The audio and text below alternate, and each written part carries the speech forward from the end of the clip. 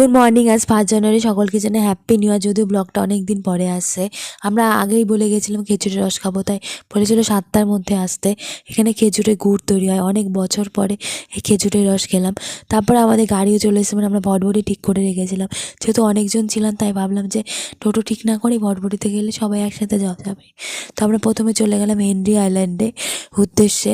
তো এখানে পাশে একটা বিরাট বড় জলাশয় ছিল, এখানে বোটিংয়ের ব্যবস্থা রয়েছে। এই যে হেনরি আইল্যান্ডের রাস্তায় ঢুকে গেছি, রাস্তাগুলো ভীষণ বাজে ছিল।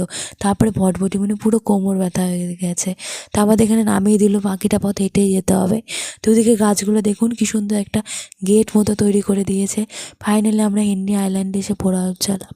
চারিদিকে কি সুন্দর নিস্তব্ধ, আর সূর্যের আলোতে মানে সমুদ্রের উপরে যে রোদটা পড়ছে আরও যেন সৌন্দর্যটা দ্বিগুণ বাড়িয়ে তুলছে। এরপর ওখান থেকে বেরিয়ে আমরা চললাম জম্বুদ্বীপের উদ্দেশ্যে, যেটা আসছে নেক্সট পার্টে। তো আজকের মতো এটুকুই, টাটা।